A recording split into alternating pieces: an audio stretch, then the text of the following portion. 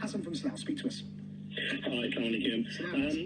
I was absolutely elated when I heard that the UAE had recognized the State of Israel. I chanted to myself, Allahu Akbar, God is great, because it's about time that Muslim countries did recognize the State of Israel.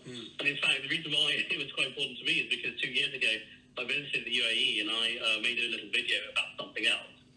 But I mentioned in passing by that Israel is only a stone's throw away from the UAE, and Arabs and Jews must get together. If they recognize each other, and these are, after all, the children of Abraham. If they can unite, then that region could become a superpower. So, Hassan, explain this to me. What the previous caller, for example, that is an emotional response to. I've just explained how you can't not recognise one party to a peace deal over a land dispute. It's like saying I don't recognise India, but I want peace in Kashmir. How on earth are my fellow Muslims who are calling up, like the last caller there, unable to see that point?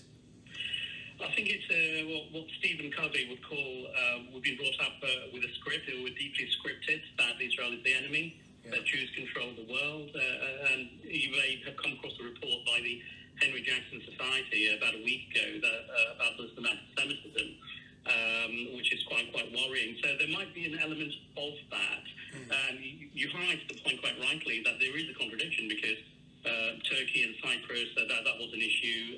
It still is. In fact, there are war games happening right now between France and Greece on the one end and Turkey on the other in the Mediterranean over the right to have the land dispute over those islands, right? Nobody's saying I don't recognise the rights of Turkey to exist.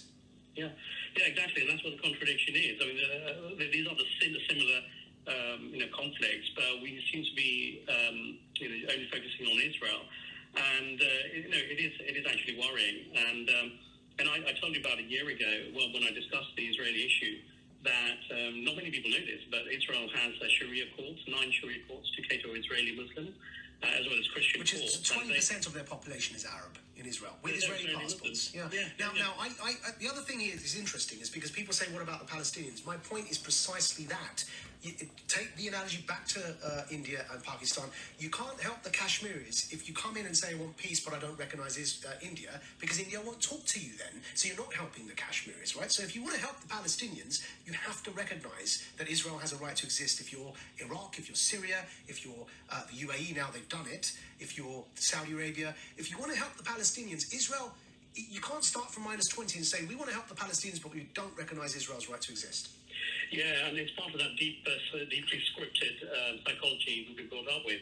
What you just said is exactly right, and the reason why people like Hamza and other Muslim brothers may not recognise it is because of that deeply script that the Jews are the enemies, you see. So the way forward is peace, and that sort of psychology will not recognise the fact that Hamas, PLO, when they were classed as a terrorist organisation, the only way they could help the Palestinians was by bombing and killing innocent Israelis. How's that going to help the Palestinians? So a few days ago, as my final point, I put up a post saying that Hamas have been in power since 2006. They've done absolutely nothing to help the Palestinian cause. In fact, the Palestinians suffer. It helps their political agenda. So if peace breaks out between the children of Abraham, everyone is going to benefit. And I suppose a final point, I was rummaging through the old leaflets I took from Hizb ut-Tahrir in the 90s when I was at university, and there were a few topics on why it is haram or sinful to recognise the State of Israel and all these Arab leaders. I just laughed. I used to disseminate them. Did we try and recruit you, Hassan, when you were at university? I have been, so I don't know, I never knew you because you came on the scene, I think, in the mid-90s. I was at the LSE in the early 90s. Right. Yes, there was a huge recruitment initiative for me, but I was protected from all of this because I had tried to be recruited by the Mujahideen at the time, Hizb ut-Tahrir. It was a huge scene. It was a huge scene. We were all over the campuses, recruiting everyone left, right and centre. I'm not surprised you were targeted, because you sound like somebody we would have targeted for recruitment. Oh, you did? No, your colleagues did target me, and I just refused, and had lots of debates, but I never had an interaction with you. If we did, I don't know, we probably would have ended up in as well. Thanks for calling us, an absolute pleasure. Take care. Doran Ben.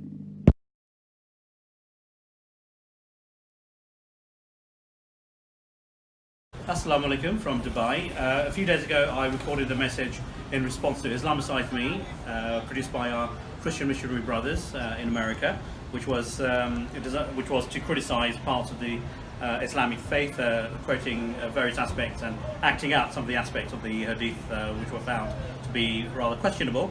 So that was from Medina. A few days on now, I'm actually in Dubai, so you can see the lovely view of the sea. There's the Al Ain wheel. Some modern buildings have come up. And so why am I recording this from Dubai? Well, Dubai is another Muslim country, you can see.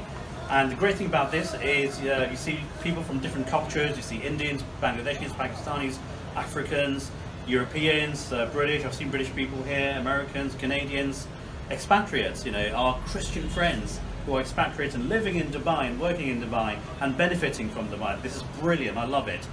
And thank God for globalization, where ideas are fusing together, cultures are mixing together, which is really, really good. And as the Quran says in chapter 49, verse 13, which is my favourite verse in the Quran, and it happens to be Prime Minister Theresa May's favourite verse of the Quran, which she quoted at the one of the Conservative Party conferences recently. So it says, "O mankind, we created you from a pair of a male and a female, and made you into nations and tribes, so that you may know each other and not despise each other.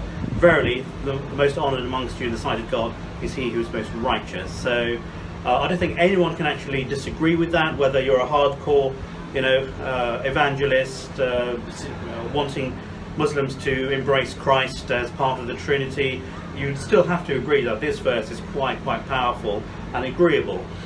So globalization is here to stay. Capitalism, which has benefited countries around the world and getting people out of poverty. So from a political point of view, capitalist conservatism.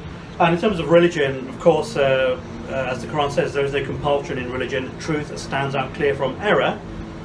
And whoever grabs the rope of God has grabbed the strongest handhold. I'm just paraphrasing, I'm just quoting from memory. So we'll have different concepts of God. We have myriads of religions, but I'm sure we can agree, whether Christians, Jews, Muslims, Hindus, Buddhists, that ultimately we have come from the Creator. We're going to go back to the Creator. And the only way of discovering which is the way forward will be through dialogue, debate, and that's been happening, but I think more of a positive engagement.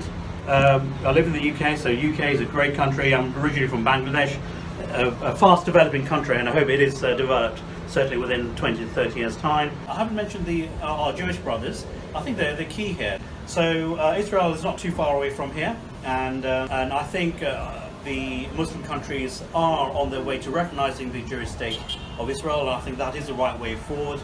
And one thing that people don't know about Israel is that they hold Sharia law alongside the secular laws in Israel and the halakha, the Jewish laws. They're all put on an equal footing. And also within Israel there are, I think, 9 Sharia courts that service the needs of Muslims.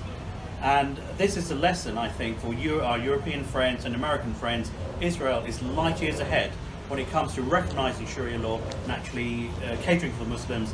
Not just the Muslims, of course, as I said, there are Jewish laws. And I think there are about 11 Christian courts servicing 11 different sects of Christianity within Israel. So when it comes to respecting religions, Israel is light years ahead of its European friends. And once the children of Isaac in Israel and the children of Ishmael here in the Middle East, the rest of the Middle East, the children of Abraham can unite together, going back to the Torah, going back to the Quran, then I think they can really take on the world. Okay, they can become a superpower. So inshallah, one day I hope that happens. In this world of intolerance, I think we really need to unite in order to move forward. So thanks to my daughter Sharia, who's recording this video. Again, goodbye from Dubai. Until next time, Assalamu alaikum. Peace be with you.